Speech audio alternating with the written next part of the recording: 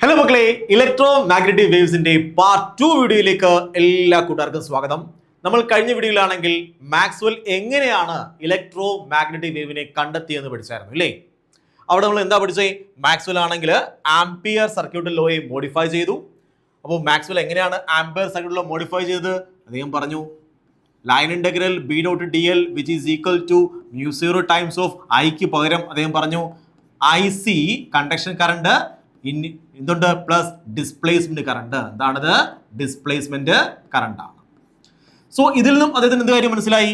ഒരു change in electric field can produce എന്താണ്? Magnetic field. Change in electric field എന്ത് produce ചെയ്യാൻ കഴിയും? മാഗ്നറ്റിക് ഫീൽഡ് പ്രൊഡ്യൂസ് ചെയ്യാൻ കഴിയും. അതുപോലെയാണെങ്കിൽ ഫാരഡേസ് ലോ കടമെടുത്തു. ഫാരഡേസ് ലോ എന്താ പറഞ്ഞത്? EMF which is equal to minus d phi divided by dt ആണ്. എന്താണ്? മാഗ്നറ്റിക് ഫീൽഡിന്റെ ഫ്ലക്സ് ആണ്. ഇത് വോൾട്ടേജ് ആണ്.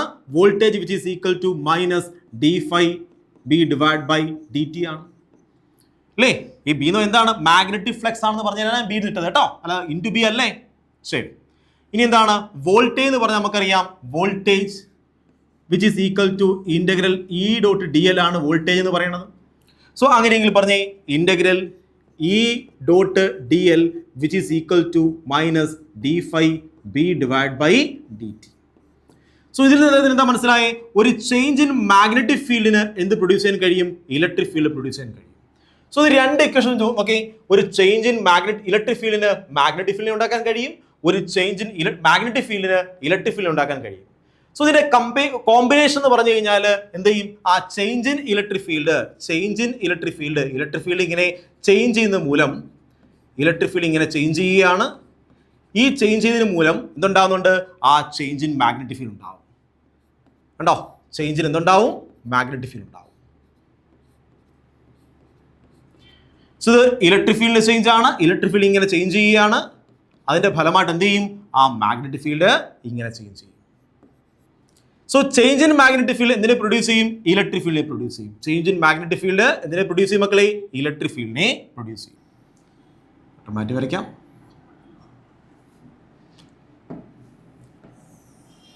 ഇത് ഇങ്ങോട്ട് മാറ്റി എഴുതാം.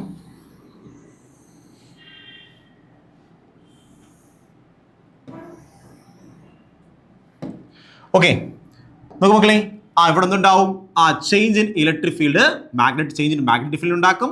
അതുപോലെ ചേഞ്ച് ഇൻ മാഗ്നറ്റിക് ഫീൽഡ് ആണെങ്കിൽ എന്തുണ്ടാക്കും? ഇലക്ട്രിക് ഫീൽഡ് ഉണ്ടാക്കും. ശരിയാണോ? ഈ ചേഞ്ച് ഇൻ ഇലക്ട്രിക് ഫീൽഡ് എന്തിനെ ക്രിയേറ്റ് ചെയ്യും? മാഗ്നറ്റിക് ഫീൽഡിനെ ക്രിയേറ്റ് ചെയ്യും.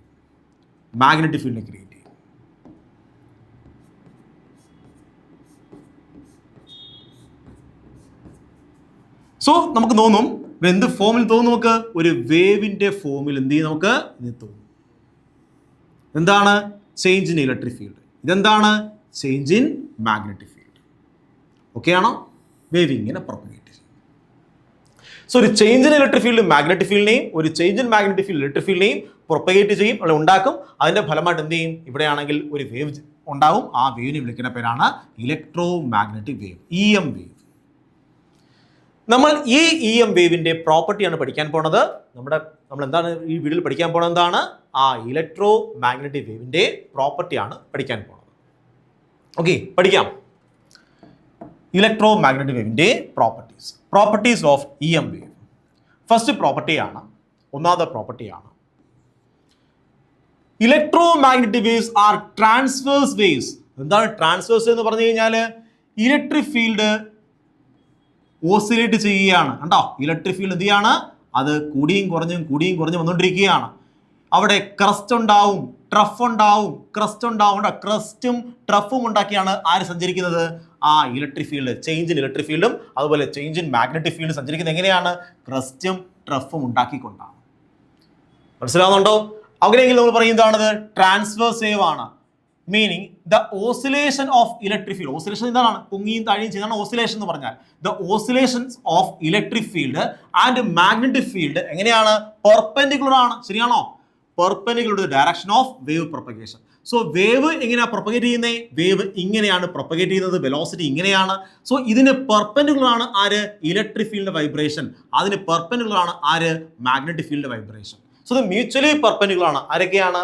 വെലോസിറ്റി, നമുക്ക് സി എന്ന് എഴുതാം. ഇതെല്ലാം പോകുന്നത് എന്താണ്? ലൈറ്റിന്റെ വെലോസിറ്റിയാണ്. Light itself is an electro magnetic wave. Okay, so എന്താണ് വെലോസിറ്റി? കണ്ടോ, ഇത് വെലോസിറ്റി എന്താണ്? അത് ഇങ്ങോട്ടാണ് വെലോസിറ്റി. ആ വെലോസിറ്റിക്ക് പെർപെൻഡിക്കുലർ ആണ് ആരെന്ന് പറഞ്ഞാൽ വേവ് പ്രൊപ്പഗേഷന് പെർപെൻഡിക്കുലർ ആണ് ഇലക്ട്രിക് ഫീൽഡിന്റെയും മാഗ്നറ്റിക് ഫീൽഡിന്റെയും ഓസിലേഷൻ. സോ ഈ ഇലക്ട്രിക് ഫീൽഡ് മാഗ്നറ്റിക് ഫീൽഡ് എന്താണ്? അത് ട്രാൻസ്വേഴ്സ് വേവ് ആണ്. അപ്പൊ ട്രാൻസ്വേഴ്സിന്റെ പ്രത്യേകത എന്താണ്?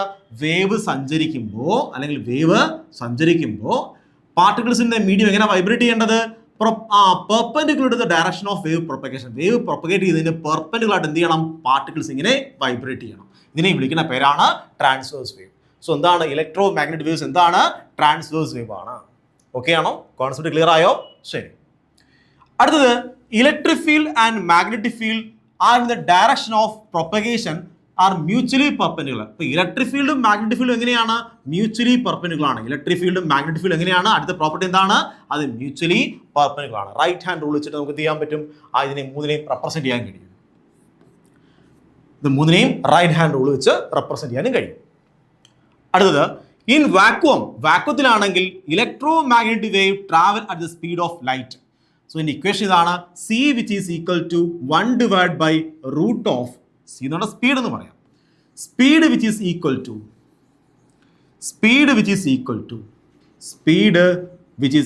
to 1 divided by root of ആ മീഡിയത്തിന്റെ മ്യൂ, ആ മീഡിയത്തിന്റെ എപ്സിലോൺ.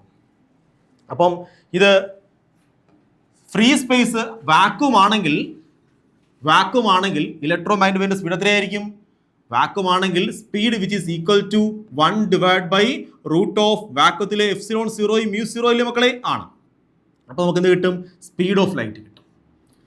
സോ ഒരു ഇലക്ട്രോ മാഗ്നറ്റിക് വേവ് ആണെങ്കിൽ ഒരു മീഡിയത്തിലൂടെ കടന്നു പോവുകയാണ്. ഫോർ എക്സാമ്പിൾ ഇത് ഇലക്ട്രോ മാഗ്നറ്റിക് വേവ് ആണ്, അത് മീഡിയത്തിലൂടെ കടന്നു പോവുകയാണ്.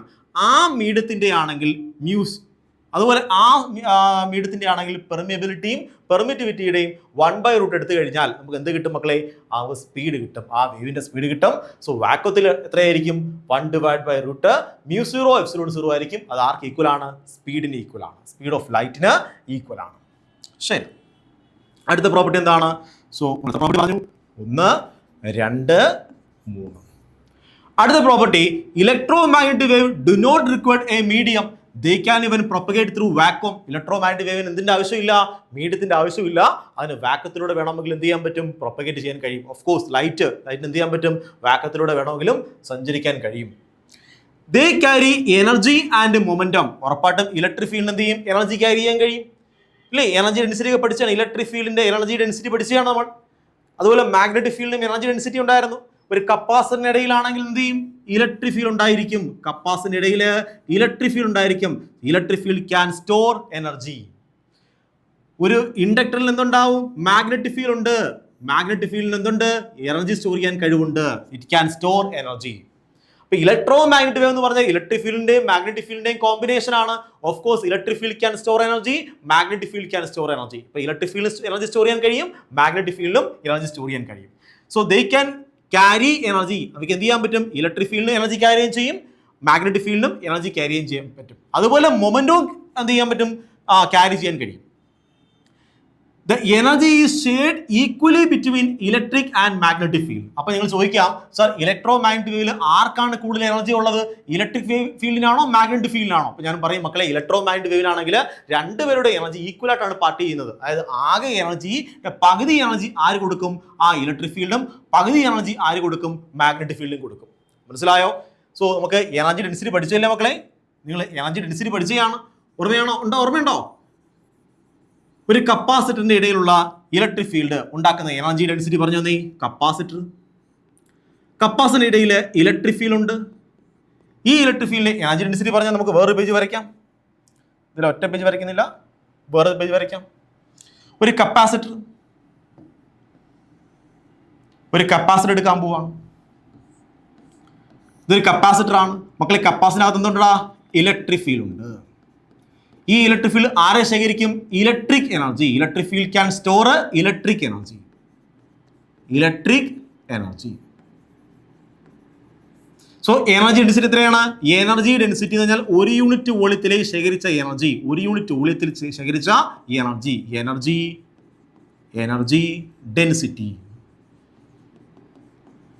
എത്രയായിരുന്നു? ഹാഫ് ε0 E² ആയിരുന്നു. ഹാഫ് ε0 E² ആയിരുന്നു. അതുപോലെയാണെങ്കിൽ ഒരു കമ്പി ചുറ്റ് എടുത്താൽ, ഇൻഡക്ടർ എടുത്താൽ, ഇൻഡക്ടർ ക്യാൻ സ്റ്റോർ എന്താണ്? Magnetic energy. കാര്യം എന്താ? മാഗ്നറ്റിക് ഫീൽഡ് ഉണ്ട് ഇതിനകത്ത്. മാഗ്നറ്റിക് ഫീൽഡ് എന്ത് എനർജി സ്റ്റോർ ചെയ്യാൻ കഴിയും? Magnetic field can store magnetic energy. So നോക്കേ, ഒരു യൂണിറ്റ് വോളിയം എടുത്തു. നോക്കേ, ഒരു യൂണിറ്റ് വോളിയം എടുത്തു. ഈ ഒരു യൂണിറ്റ് വോളിയത്തിന് എനർജി ഡെൻസിറ്റി എത്രയാണ്? Energy density